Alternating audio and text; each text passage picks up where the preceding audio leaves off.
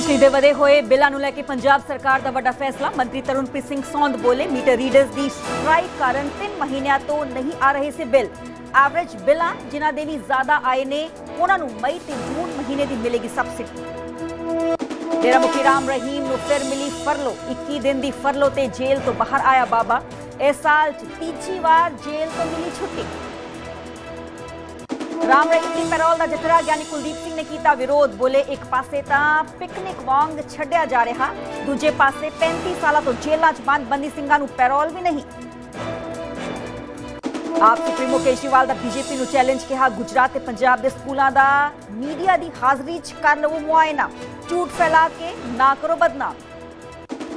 गठजोड़ ਦੀਆਂ ਚਰਚਾਵਾਂ ਵਿਚਾਲੇ पंजाब बीजेपी प्रधान केवल ढिल्लों का वड्डा बयान। 117 सीटां ते इकल्ले चोण लड़ेगी बीजेपी। अकाली दल दे नाल कोई गठजोड़ की चर्चा नहीं।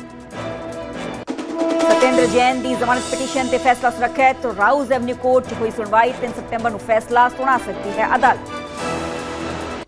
लुधियाना नगर निगम की मीटिंग च भारी हंगामा। आप और बीजेपी काउंसलर्स विचाले हथों पाई। विधायक भोला गरेवाल दे नाल बहस तो बाद बड़ी तकरार। कांग्रेस ने जाति जनगणना के तरीके से जताया विरोध। राहुल गांधी ते खड़गे नूं पीएम मोदी नूं तीजी बार लिखी चिट्ठी। कहा जाति जनगणना धोखा ते सेल्फ साबोटेज, साडियां मंगां वल ध्यान नहीं दे रही सरकार। इस न्यूज हेडलाइंस के प्रायोजक Patanjali Dant Kanti, truth paste, complete oral health का सच।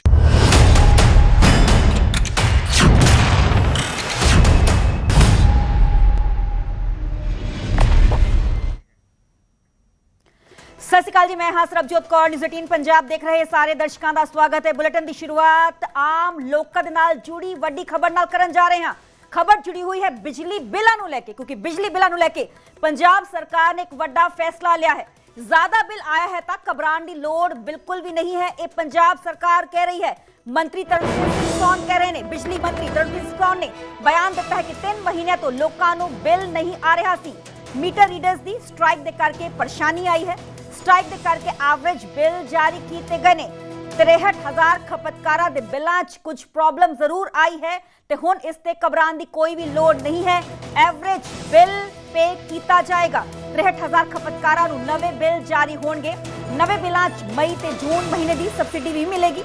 जुलाई महीने च जो वध खपत होवेगी उही भरना होएगा। जिन्हां ने ज्यादा बिल भरे ने वाधू रकम अगले बिलां च एडजस्ट हो जाएगी। आम जनता नाल वड्डी अहम ते वड्डी खबर है। जिन्हां दे बिलां च रीडिंग गलत है उन्हां दे लई कल एक कस्टमर केयर नंबर भी जारी किया जाएगा, जिथे शिकायत दर्ज करवा के तुसी अपना बिल ठीक करवा सकते हो। रीडिंग नूं लेके जो भी परेशानी है वो हेल्पलाइन नंबर जो जारी किया जाएगा उस विच ठीक करवा सकते हो। 15 दिनों के अंदर पड़ताल पूरी की जाएगी। ते बिजली बिलां नूं लेके पंजाब सरकार का वड्डा फैसला, क्योंकि मीटर जो रीडिंग मुलाजम होंदे ने उन्हां दी स्ट्राइक है, जिस करके मीटर रीडिंग नहीं कर पाए ने, जिस करके कई जो खपतकार ने उन्हां दे घरां दे बिल बिजली दे बहुत ज़्यादा आए ने। ते हुण मंत्री तरुणप्रीत सिंह सौंध ने इस गल का जिक्र किया है कि आम जनता नूं घबराउण दी बिल्कुल भी लोड़ नहीं है। 3 महीनों तो लोगों नूं बिजली दे बिल नहीं आ रहे सी। मीटर रीडर्स की स्ट्राइक के करके ये परेशानी आई है। दिक्कतों का सामना आम पब्लिक नूं करना पिया है। स्ट्राइक के करके एवरेज बिल जारी किए गए ने। 63,000 खपतकारां दे बिलां च कुछ प्रॉब्लम है। काबिल गौर है कि जे मैं बिजली का जिक्र करा तो 300 यूनिट पर महीने फ्री मिलते हैं ते 2 महीने के 600 यूनिट हो गए ने। ते 90% जो खपतकार ने उन्होंने बिजली के जो बिल ने वो जीरो आते हैं।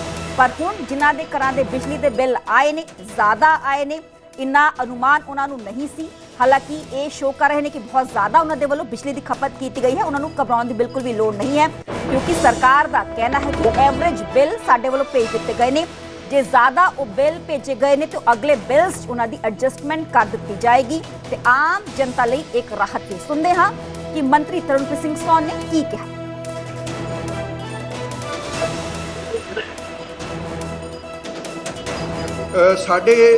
ਸਾਡੇ ਕੋਲ 2 ਇਸ਼ੂਜ਼ ਜਿਹੜੇ ਜਨਰੇਟ ਹੋਏ ਸੀ, ਸਾਡੇ ਨੋਟਿਸ 'ਚ ਆਏ ਸੀ। ਕਿਹੜੇ ਇਸ਼ੂਜ਼ ਨੇ ਮੈਂ ਦੱਸ ਦਿਆਂ ਕਿਹੜੇ। ਨੰਬਰ 1 ਕਿ ਇੱਕ ਇਸ਼ੂ ਆਇਆ ਸੀ ਕਿ ਪਿਛਲੇ 3 ਮਹੀਨੇ ਤੋਂ ਸਾਡੇ ਜਿਹੜੇ ਮਤਲਬ ਕਿ ਕਸਟਮਰਸ ਨੇ, ਸਾਡੇ ਕੰਜ਼ਿਊਮਰ ਨੇ, PSPCL ਜੀ ਨੇ ਕੰਜ਼ਿਊਮਰ ਦੇ, ਉਹਨਾਂ ਦੇ ਐਵਰੇਜ ਬਿਲਿੰਗ ਦੀ ਜਿਹੜੀ ਸਬਸਿਡੀ ਹੈ, ਜਿਹੜੀ 300 ਯੂਨਿਟ ਦੀ ਸਬਸਿਡੀ ਆ, ਉਹਦਾ ਉਹਨਾਂ ਨੂੰ ਬੈਨੀਫਿਟ ਨਹੀਂ ਮਿਲਿਆ। ਭਾਵ ਕਿ ਉਹਨਾਂ ਨੂੰ ਇਹ ਲੱਗ ਰਿਹਾ ਕਿ ਸਾਨੂੰ 3 ਮਹੀਨੇ ਦਾ ਬਿੱਲ ਲੱਗ ਕੇ ਆ ਗਿਆ। ਕਿਉਂ ਆਇਆ, ਇਹਦੇ ਵਿੱਚ ਕੀ ਕਾਰਨ ਸੀ? ਪਹਿਲਾ ਨੰਬਰ 1 ਇਸ਼ੂ ਨੂੰ ਮੈਂ ਤੁਹਾਨੂੰ ਦੱਸਣਾ ਚਾਹੁੰਦਾ।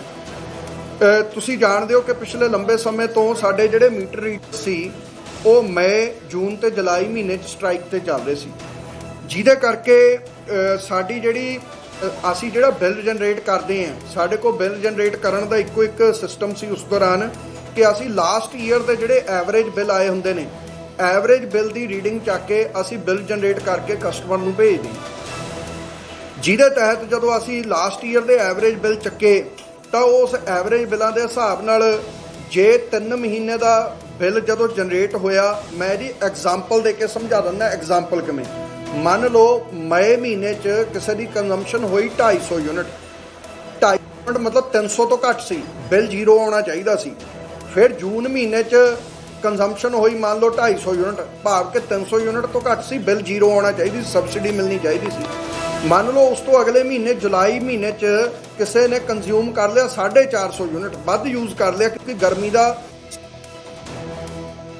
ਗਰਮੀ ਦਾ ਸੀਜ਼ਨ ਪੀਕ ਤੇ ਆਣ ਕਰਕੇ ਮੰਨ ਲਓ ਯੂਜ਼ੇਜ ਵੱਧ ਕਰ ਲਈ, ਤਾਂ ਹੋਇਆ ਕਿ ਮੰਨ ਲਓ 250 ਮਈ ਦਾ, 250 ਜੂਨ ਦਾ ਤੇ 450 ਮੰਨ ਲਓ ਜੁਲਾਈ ਦਾ ਕੈਲਕੂਲੇਟ ਹੋ ਗਿਆ, ਇਹ ਬਣ ਗਿਆ 250 ਯੂਨਿਟ। ਹੁਣ ਹੋਣਾ ਤਾਂ ਇਹ ਚਾਹੀਦਾ ਸੀ ਕਿ ਮਈ 300 ਯੂਨਿਟ ਦੀ ਸਬਸਿਡੀ ਮਿਲਣੀ ਚਾਹੀਦੀ ਸੀ, ਜੂਨ ਦੇ ਮਹੀਨੇ ਵੀ ਮਿਲਣੀ ਚਾਹੀਦੀ, ਜੁਲਾਈ ਦਾ ਬਿੱਲ ਆਉਣਾ ਚਾਹੀਦਾ ਸੀ। ਹੋਇਆ ਕਿ ਮੀਟਰ ਰੀਡਰ ਸਟ੍ਰਾਈਕ ਤੇ ਹੋਣ ਕਰਕੇ ਐਵਰੇਜ ਬਿੱਲ ਜੋ ਜਨਰੇਟ ਕੀਤਾ ਗਿਆ ਸੀ, ਉਹਨਾਂ ਨੇ 250 ਪਲੱਸ 450 ਨੂੰ ਇਕੱਠਾ ਕਾਊਂਟ ਕਰਕੇ 950 ਯੂਨਿਟ ਨੂੰ ਡਿਵਾਈਡਡ ਬਾਈ 3 ਕਰਤਾ, ਜਿਹਦੇ ਚੱਲਦੇ 1 ਮਹੀਨੇ ਦੀ ਕੰਜ਼ੰਪਸ਼ਨ 316.66 ਯੂਨਿਟ ਦੀ ਆ ਗਈ। ਇੱਕ ਐਗਜ਼ਾਮਪਲ ਦੇ ਰਹੇ ਹਾਂ, ਜਿਹਦੇ ਕਰਕੇ ਉਹਨਾਂ ਨੂੰ 3 ਮਹੀਨੇ ਦਾ ਬਿੱਲ ਇਕੱਠਾ ਦੇਣਾ ਪੈ ਰਿਹਾ। ਤਾਂ ਹੁਣ ਇਮੀਡੀਏਟਲੀ ਜਿਵੇਂ ਸਾਡੇ ਡਿਪਾਰਟਮੈਂਟ ਦੀ ਇਹ ਨੌਲੇਜ 'ਚ ਗੱਲ ਆਈ, ਅਸੀਂ ਇਮੀਡੀਏਟਲੀ ਸਾਨੂੰ ਸੀਐਮ ਸਾਹਿਬ ਦੀਆਂ ਹਦਾਇਤਾਂ ਨੇ, ਕਲੀਅਰ ਹਦਾਇਤਾਂ ਸਾਨੂੰ ਦਿੱਤੀਆਂ ਕਿ ਅਸੀਂ ਜਿਹੜੇ ਸਾਡੇ ਕਸਟਮਰਸ ਨੇ ਟੋਟਲ ਲਗਭਗ 78 ਲੱਖ ਸਾਡਾ ਕਸਟਮਰ ਕੰਜ਼ਿਊਮਰ ਹੈ ਸਾਡਾ PSPCL ਦਾ। 78 ਲੱਖ ਚੋਂ ਫਿਰ ਅਸੀਂ ਆਇਡੈਂਟੀਫਾਈ ਕੀਤਾ ਕਿ ਕਿੰਨੇ ਬਿੱਲ ਨੇ ਆਹੀ ਜਿਹੜੇ ਇਸ ਕੈਟਾਗਰੀ 'ਚ ਫਾਲ ਕਰ ਗਏ। ਤਾਂ ਜਿਹੜਾ ਫੈਕਟ ਸਾਡੇ ਅੱਗੇ ਫਿਗਰ ਨਿਕਲ ਕੇ ਸਾਹਮਣੇ ਆਈ ਕਿ ਲੈਸ ਦੈਨ 1%, ਸਿਰਫ 63,000 ਕਸਟਮਰ ਆਹੀ ਜਾ ਕੰਜ਼ਿਊਮਰ ਸਾਡਾ ਆਹੀ ਜਾ ਆਇਆ ਜਿਹਦੇ ਇਹ ਬਿੱਲ ਜਿਹੜੇ ਸੀ ਇਹ 3 ਮਹੀਨੇ ਦੇ ਜਨਰੇਟ ਹੋ ਕੇ ਗਏ। 78 ਲੱਖ ਕੰਜ਼ਿਊਮਰ ਚੋਂ 63,000 ਕੰਜ਼ਿਊਮਰ ਹੀ ਕੁੱਲ ਆਹੀ ਜਾ ਪਾਇਆ ਗਿਆ ਜਿਨ੍ਹਾਂ ਨੂੰ 3 ਮਹੀਨੇ ਦਾ ਬਿੱਲ ਜਨਰੇਟ ਹੋਇਆ। ਤਾਂ ਹੁਣ ਅਸੀਂ ਇਹਦੇ ਲਈ ਕੀ ਕਰਨ ਜਾ ਰਹੇ ਹਾਂ? ਇਮੀਡੀਏਟਲੀ ਅਸੀਂ 3 ਵਰਕਿੰਗ ਡੇਜ਼ ਦੇ ਅੰਦਰ ਅੱਜ ਤੋਂ ਇਸ PC ਤੋਂ ਬਾਅਦ ਚੋਂ 3 ਦਿਨਾਂ ਦੇ ਵਿੱਚ ਅਸੀਂ ਇਹ ਜਿਹੜੇ ਸਾਡੇ 63,000 ਬੈਨੀਫਿਸ਼ਰੀ ਕਸਟਮਰਸ ਨੇ ਇਹਨਾਂ ਨੂੰ ਅਸੀਂ ਬਿੱਲ ਇਹਨਾਂ ਦਾ ਬਿਲਕੁਲ ਫਰੈਸ਼ ਬਿੱਲ ਜਨਰੇਟ ਕਰਨ ਲੱਗੇ ਹਾਂ, ਜਿਹਦੇ 'ਚ ਅਸੀਂ ਮਈ ਮਹੀਨੇ ਤੇ ਜੂਨ ਮਹੀਨੇ ਦਾ ਇਹਨਾਂ ਨੂੰ ਜਾਣੀ ਕਿ ਸਬਸਿਡੀ ਦੇ ਰਹੇ ਹਾਂ। ਤੇ ਜਿਹੜੀ ਜੁਲਾਈ ਮਹੀਨੇ ਦੇ ਜਿੰਨਾ ਮਤਲਬ ਕਿ ਲਾਸਟ ਮਹੀਨੇ 'ਚ ਇਹਨਾਂ ਦੀ ਵੱਧ ਕੰਜ਼ੰਪਸ਼ਨ ਹੋਊਗੀ, ਸਿਰਫ ਇਹਨਾਂ ਨੂੰ ਉਹ ਬਿੱਲ ਪੇ ਕਰਨਾ ਪਊਗਾ। ਤੇ ਮੇਰੇ ਨਾਲ ਮੇਰੇ ਸੋਗੀ ਵਿਨੇਸ਼ ਕਟਾਰੀਆ ਫੋਨ ਲਾਈਨ ਤੇ ਜੁੜੇ ਨੇ। ਵਿਨੇਸ਼, ਮੰਤਰੀ ਤਰਨਪ੍ਰੀਤ ਸਿੰਘ ਸੋਨ ਦੇ ਵੱਲੋਂ ਕਲੀਅਰ ਕਰ ਦਿੱਤਾ ਗਿਆ ਹੈ ਕਿ ਅਸੀਂ ਐਵਰੇਜ ਬਿੱਲ ਜਾਰੀ ਕੀਤੇ ਨੇ ਕੰਜ਼ਿਊਮਰਸ ਦੇ ਲਈ, ਜਿਨ੍ਹਾਂ ਦੇ ਬਿੱਲ ਜ਼ਿਆਦਾ ਆਏ ਨੇ ਉਹ ਫਿਕਰ ਨਾ ਕਰਨ, ਨੈਕਸਟ ਬਿੱਲਸ ਉਹਨਾਂ ਨੂੰ ਐਡਜਸਟ ਕਰ ਦਿੱਤਾ ਜਾਏਗਾ।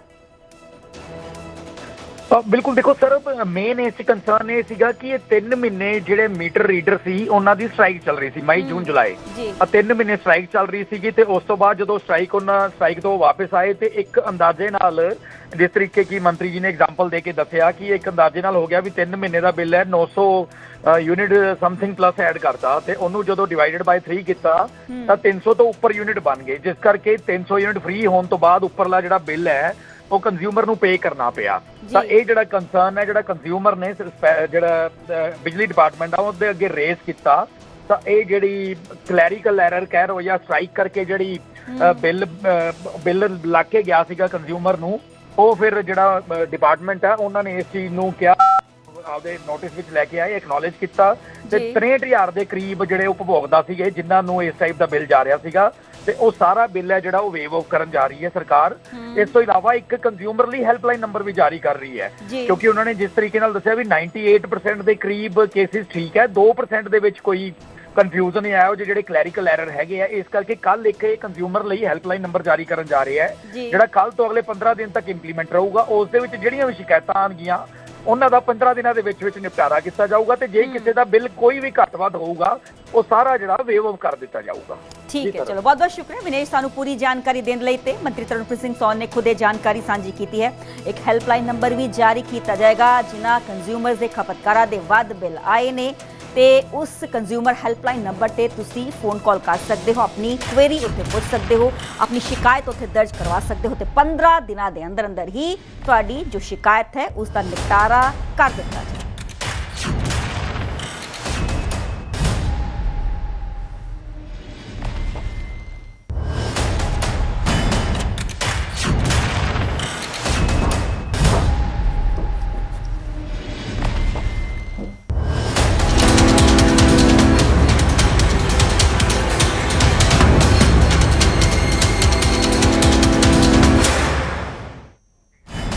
आगामी विधानसभा इलैक्शंस बेहद ही नजदीक ने। महज 4 तो 5 महीने का समा रह चुका है, पर वड्डा सवाल कि श्रोमणी अकाली दल ते बीजेपी का गठजोड़ सानू हुंदा होया विखाई देगा, क्योंकि अकाली दल ते बीजेपी गठजोड़ की चर्चा ते हुण सियासत गरमांदी हुई विखाई दे रही है, क्योंकि पंजाब कांग्रेस प्रधान राजा वड़िंग ने बीजेपी ते तिखा शब्दी निशाना साधा है। पंजाब च बीजेपी दोहरी गेम खेड रही है, इसका जिक्र पंजाब कांग्रेस प्रधान राजा वड़िंग दे वल्लों कीता गया। बीजेपी सौं खा के कहे कि अकाली दल दे नाल गठजोड़ नहीं कीता जाएगा। एक पासे अकाली दल नाल मीटिंगां कीतियां जा रही ने, दूजे पासे कह रहे हैं कि सारियां सीटां ते असीं कल्ले ही चोणां लड़ांगे, क्योंकि बीजेपी दे वक्-वक् आगू वक्-वक् प्लेटफॉर्म्स ते इसे गल दा जिक्र कर रहे हैं कि आगामी विधानसभा इलैक्शंस असीं अपने दम ते ही लड़ांगे। 117 सीटां ते अपने अपने कैंडीडेट्स असीं उतारांगे ते चोण साडे वल्लों इकल्लियां ही लड़ी जाएगी। पर दूसरे पासे अकाली दल दे लीडर्स का कोई भी प्रतिक्रम इसके सामने नहीं आता है, पर बीजेपी बिल्कुल क्लीयर है कि असी कल्ले ही चोण मैदान च नितरांगे। ते बीजेपी आगू परमिंदर सिंह बराड़ ने जवाब भी राजा वड़िंग नूं दिता है। वड़िंग पहला सौं खाण की अंदर दे खाते समझौता नहीं कीता, यह कहा गया बीजेपी दे आगू दे वल्लों। बीजेपी ने कहा कि वड़िंग ने लुकवे गठजोड़ ते समझौता कीता है। ते हुण वड्डा सवाल कि किस लुकवे समझौते का जिक्र बीजेपी कर रही है राजा वड़िंग नूं लैके। बीजेपी का कहना है कि गठजोड़ का फैसला लोकां दी कचहरी च खुलेआम होएगा।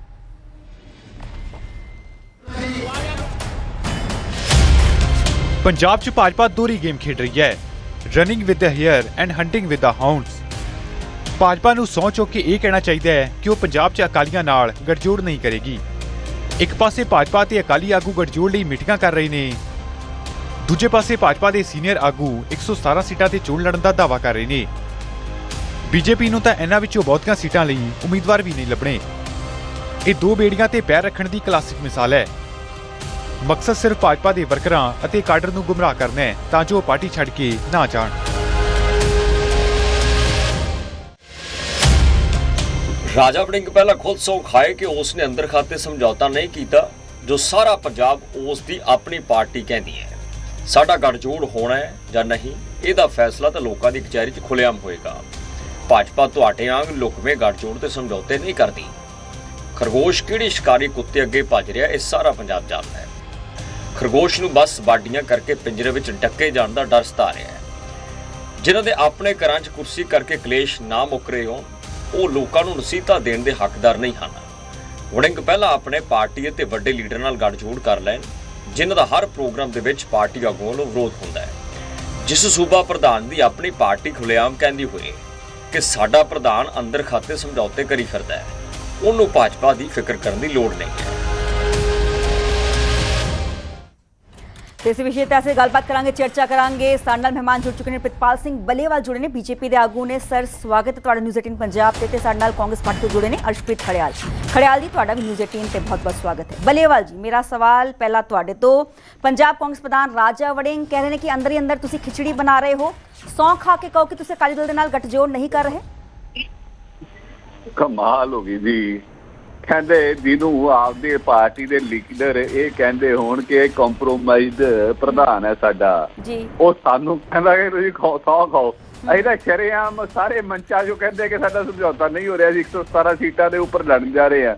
ਸਾਡਾ ਪ੍ਰਧਾਨ ਕਹਿ ਕੇ, ਸਾਡੇ HM ਸਾਹਿਬ ਕਹਿ ਕੇ, PM ਮੋਦੀ ਜੀ ਕਹਿ ਕੇ, ਕੱਲ ਸਾਡੇ ਸੰਗਠਨ ਮੰਤਰੀ ਸੰਗਠਨ ਇੰਚਾਰਜ BL ਸੰਤੋਸ਼ ਜੀ ਪੰਜਾਬ ਦੀ ਧਰਤੀ ਤੇ ਆਏ ਸੀਗੇ। ਤੇ ਅੱਜ ਮੈਂ ਹੁਣੇ ਉਹਨਾਂ ਦੀ ਮੀਟਿੰਗ ਅਟੈਂਡ ਕਰਕੇ ਆਇਆ ਜਿੱਥੇ ਉਹਨਾਂ ਨੇ ਸਾਨੂੰ 117 ਸੀਟਾਂ ਦੇ ਉੱਪਰ ਪੂਰੇ ਤਗੜੇ ਹੋ ਕੇ ਕੱਲੀ ਬੂਥ ਕਮੇਟੀ ਤਿਆਰ ਕਰਨ ਦੇ ਲਈ ਜਿਹੜੀਆਂ ਹੋ ਗਈਆਂ ਉਹ ਠੀਕ ਹੈ। ਉਦੋਂ ਅੱਗੇ ਜਾ ਕੇ 21 ਮੈਂਬਰੀ ਬੂਥ ਕਮੇਟੀ ਸਤੰਬਰ ਦੇ ਐਂਡ ਤੱਕ ਤਿਆਰ ਕਰਨ ਦੇ ਦਿਸ਼ਾ ਨਿਰਦੇਸ਼ ਸਾਨੂੰ ਦੇ ਕੇ ਗਏ ਨੇ ਤੇ ਇਹ ਕਹੀ ਜਾਂਦੇ ਅਸੀਂ ਸੌਂ ਖਾ ਲਈਏ। ਕਿਹਦੀ ਸੌਂ ਖਾਈਏ ਜੀ?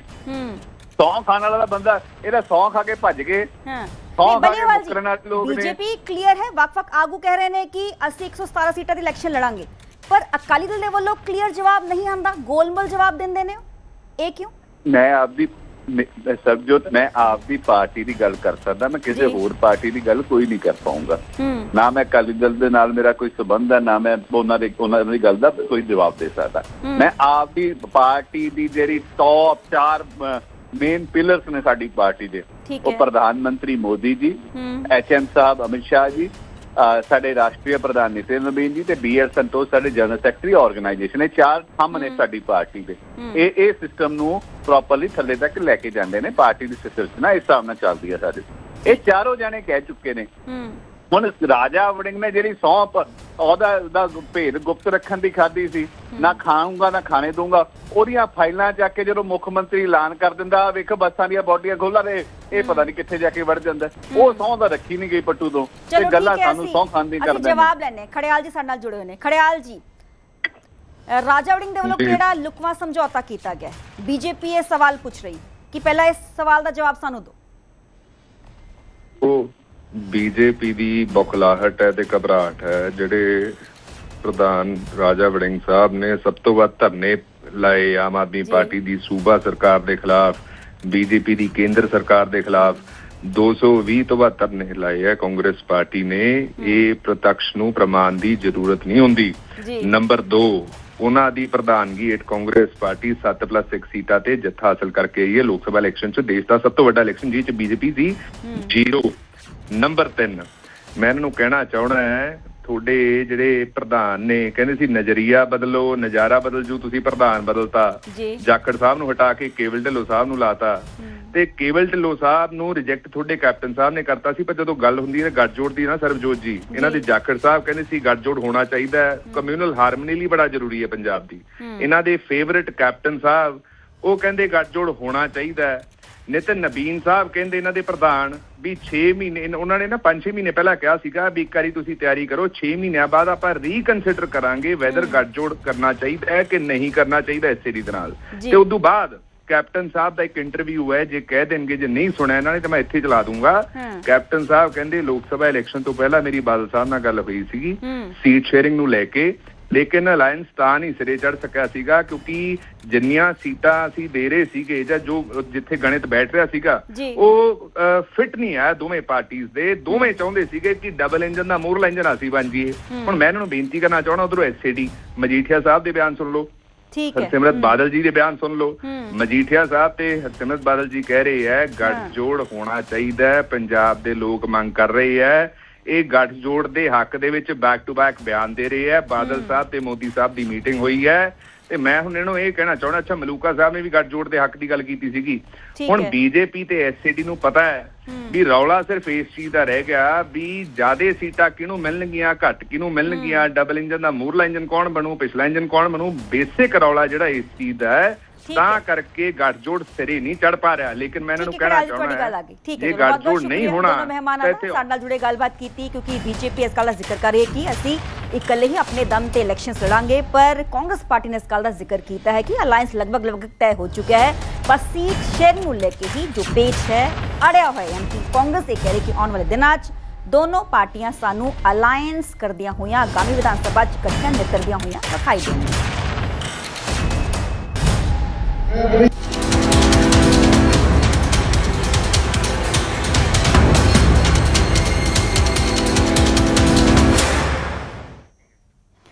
ਤੇ ਗੱਲ ਕਰਾਂਗੇ ਪੰਜਾਬ BJP ਪ੍ਰਧਾਨ ਕੇਵਲ ਸਿੰਘ ਢਿੱਲੋਂ ਦੀ, ਕਿਉਂਕਿ ਗੱਠਜੋੜ ਦੀਆਂ ਚਰਚਾਵਾਂ ਵਿਚਾਲੇ ਪੰਜਾਬ BJP ਪ੍ਰਧਾਨ ਕੇਵਲ ਢਿੱਲੋਂ ਨੇ ਇੱਕ ਵੱਡਾ ਬਿਆਨ ਦਿੱਤਾ। 117 ਵਿਧਾਨ ਸਭਾ ਸੀਟਾਂ ਤੇ ਚੋਣ ਲੜੇਗੀ BJP, ਇਸ ਗੱਲ ਦਾ ਜ਼ਿਕਰ ਕੇਵਲ ਢਿੱਲੋਂ ਦੇ ਵੱਲੋਂ ਕੀਤਾ ਗਿਆ। ਇਹ ਸੇਮ ਬਿਆਨ ਉਹ ਪਹਿਲਾਂ ਵੀ ਕਈ ਪਲੇਟਫਾਰਮਸ ਤੋਂ ਦੇ ਚੁੱਕੇ ਨੇ। BJP ਸਾਰੀਆਂ ਸੀਟਾਂ ਤੇ ਇਕੱਲੇ ਚੋਣ ਲੜਨ ਲਈ ਬਿਲਕੁਲ ਤਿਆਰ ਹੈ, ਕੋਈ ਗੱਠਜੋੜ ਦੀ ਚਰਚਾ ਬਿਲਕੁਲ ਵੀ ਨਹੀਂ ਹੈ। ਅਕਾਲੀ ਦਲ BJP ਗੱਠਜੋੜ ਦੀਆਂ ਚਰਚਾਵਾਂ ਚੱਲ ਰਹੀਆਂ ਸੀ ਤੇ ਇਸ ਸਭ ਦੇ ਚਲਦੇ ਇੱਕ ਵਾਰ ਫਿਰ ਤੋਂ ਕਿਤਨਾ ਕਿਤੇ ਵਿਰਾਮ ਲਗਾਇਆ ਗਿਆ ਹੈ ਇਹਨਾਂ ਚਰਚਾਵਾਂ ਤੇ पंजाब बीजेपी प्रधान केवल सिंह ढिल्लों का। हालांकि ये चर्चावां बहुत ज्यादा ने, वक्-वक् जो विरोधी पार्टी है, चाहे वो आम आदमी पार्टी है चाहे वो कांग्रेस पार्टी है, जम के निशाने साध रही है कि इकल्ले किसी भी पार्टी ने यानी कि बीजेपी का ते अकाली दल का कुछ भी नहीं होना है। इस करके गठजोड़ इन्हों करना पैना है, जिस करके हुण क्यासरियां लग रही ने कि दोवें पार्टियां एक प्लेटफॉर्म से छेती नजर आएंगियां। पर बीजेपी वार वार इस गल का जिक्र करती है, चाहे देश के गृह मंत्री अमित शाह होन, चाहे नितिन नवीन होन या फिर पंजाब बीजेपी प्रधान केवल सिंह ढिल्लों होन, वो कह चुके हैं कि 117 सीटां ते असीं इकल्ले ही चोण मैदान च उतरांगे।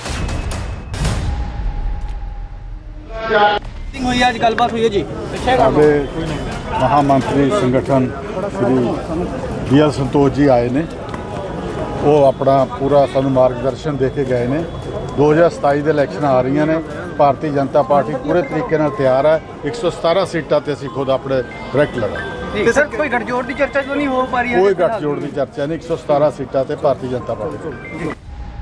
तो गल करेंगे आम आदमी पार्टी के आगू सत्येंद्र जैन की। कोई सत्येंद्र जैन की जमानत पिटीशन से फैसला सुरक्षित कोर्ट के वालों रख लिया गया। दस कि राउज एवेन्यू कोर्ट से इस मामले में लेकर सुनवाई हुई सी, तो राउज एवेन्यू कोर्ट के वालों इस फैसले को सुरक्षित रख लिया गया है। 3 सितंबर को फैसला अदालत के वालों सुनाया जा सकता है। सत्येंद्र जैन को अदालत पेश अज किया गया सी। तस्वीरें तुसीं देख पा रहे हो।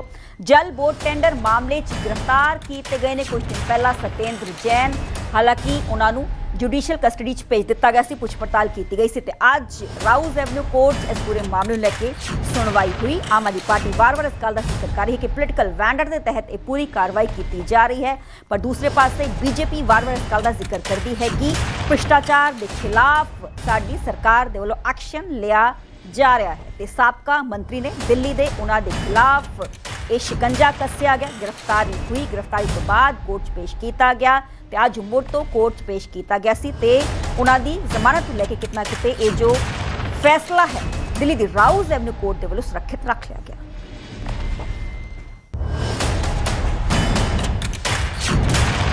तो गल करेंगे लुधियाना की। लुधियाना नगर निगम की मीटिंग से जबरदस्त हंगामा देखने को मिला। दरअसल आम आदमी पार्टी और बीजेपी काउंसलर्स के विचाले इत्थे तिखी तकरार देखने को मिली।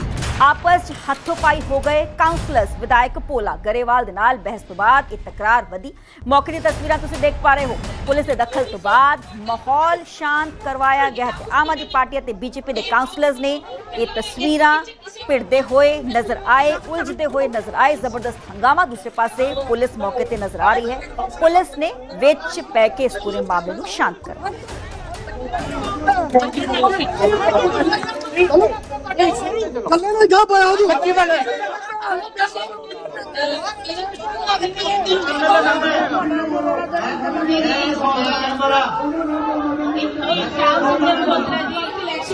रोज रोज बुलाओ, रोज रोज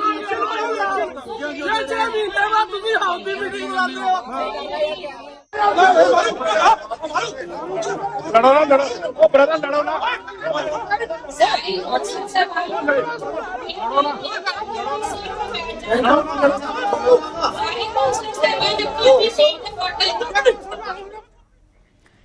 उत्थे विरोध करने वाले अदाकारा ते एक बार फिर कंगना रनौत का गुस्सा देखने को मिला है। कंगना ने कहा कि इनफ इज इनफ, ये लोग भद्दियां टिप्पणियां कर रहे हैं ते मेरे खिलाफ गलत शब्दों का इस्तेमाल कर रहे हैं। सुनते हैं कि कुछ कंगना रनौत के वालों की। Enough is enough. मैं देखती हूँ हर एक आए दिन कि इस तरह के लोग, चाहे वो आशुतोष राणा हो जो कहते हैं कि कुत्ते की तरह भौंकते हैं, चाहे सोनू सूद टाइप लोग हैं जो कहते हैं कि मुझे तरीका सीखना चाहिए, राखी सावंत टाइप लोग हैं जो मेरे चरित्र पर जो है हर तरीके की भद्दी टिप्पणी करते हैं, तापसी पन्नू टाइप लोग हैं जो मेरे माता पिता को, मेरी परवरिश को, मेरे बैकग्राउंड को अपमानित करते हैं। ये लोगों के लिए मेरा सिर्फ एक मैसेज है कि अगर आप लोग मेरे समान 1% भी लाइफ में सक्सेस नहीं कमा पाए हो तो मैं आपका कोई भी ज्ञान नहीं सुनूंगी। सब फेल और बिल्कुल अनवांटेड लोग जो है, मुझे जब देखो 4 गालियां देते रहते हैं मीडिया में आने के लिए, पहले आप कंगना रनौत बनो तो सही, आप बन के दिखाओ ना।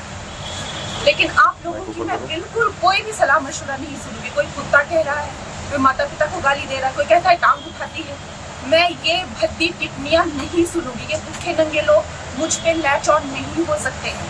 Enough is enough. पेरेंट्स को नहीं छोड़ रहे हैं। कोई आशुतोष राणा जैसे कह रहे हैं कि कुत्ते की तरह भौंकती है। आप पहले कंगना रनौत बन के दिखाइए। अगर जो पर्सन मुझसे ज्यादा सक्सेसफुल है, मुझसे ज्यादा माननीय है, सम्माननीय, उनकी मैं सलाह लूंगी। बाकी फेल्ड, स्टूपिड, डिस्गस्टिंग भूखे नंगे लोगों की मैं कोई सलाह नहीं लूंगी। I can help them if they want, but I'm not here to listen things from them. और जहाँ तक बाबा रामदेव जी की बात है, उन्होंने हर मर्यादा लांघ दी है और उन्होंने जो है जिस तरह की टिप्पणी एक महिला पर की है, सारा समाज शर्मसार है। उन्होंने सनातन के वो कपड़े पहनते हैं, जिस तरह के वो नारंगी वस्त्र धारण करते हैं, उनको उन्होंने शर्मसार किया है। जो भी वो किस तरह की टिप्पणी महिलाओं पर कर रहे हैं, तो आई थिंक उनको जो है कहीं ना कहीं अपनी जो दृष्टि है महिलाओं के लिए, उसके बारे में जो है उनको